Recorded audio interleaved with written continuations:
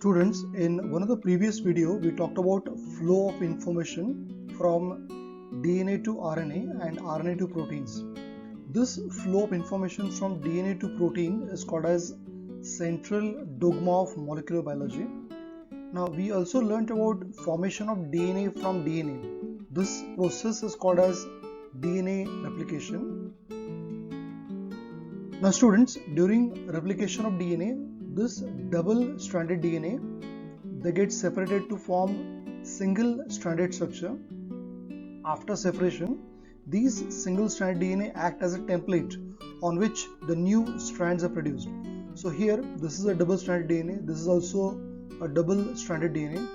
Out of these two strands, one is old, one is new. Here also one is old and one is new. So here, these daughter DNAs are produced with one old strand and one new strand. Now this is what called as semi-conservative mode of replication. So hi, I am Sanjay Lad. Welcome to one more video of Special Biotonic.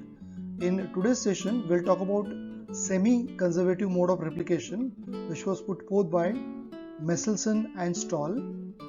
So students, in the beginning, I request you all to like my channel, share it and subscribe it. And don't forget to press bell icon. Now to prove semi-conservative mode of replication, Messelson and Stahl used density gradient centrifugation technique, and they also used 6 molar cesium chloride for that. Now what they did is, they allowed the growth of bacteria in a medium containing normal nitrogen. Now this is a bacterium called as Escherichia coli, which is allowed to grow in a medium containing normal nitrogen for several generations. Now after several generation growth, the DNA of these bacteria are collected and they were centrifuged by using cesium chloride.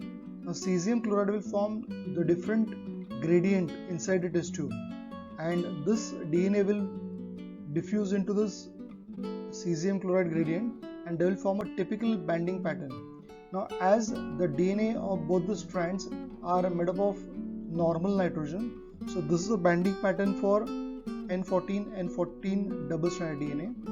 Now when such bacteria were allowed to multiply in presence of heavy nitrogen, these bacteria were allowed in a medium containing now heavy isotope of nitrogen, which is given through ammonium chloride.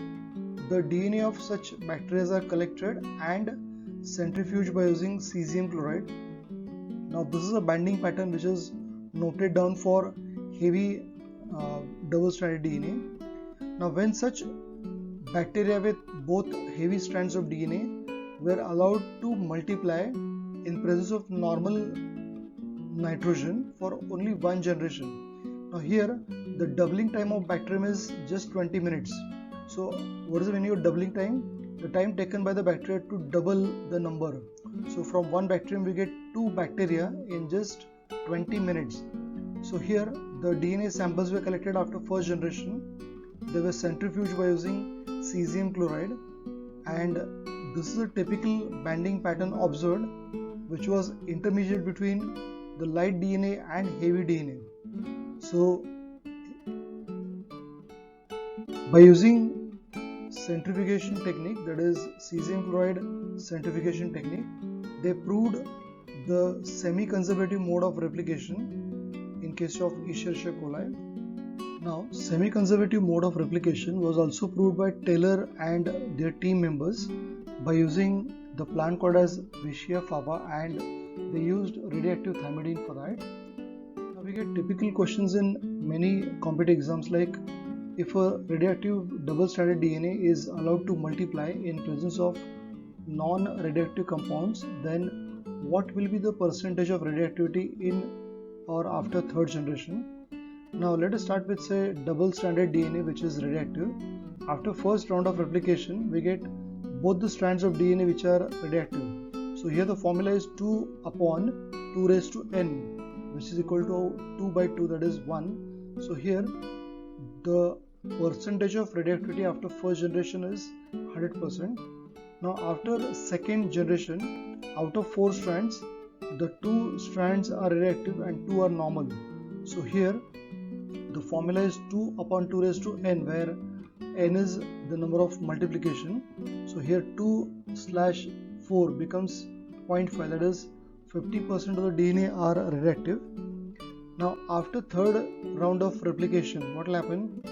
It will have out of 8 strands, 2 are radioactive. So percentage of radioactivity is 25%. So here formula is 2 upon 2 raised to 3, that is 2 upon 8, which is equal to 25%.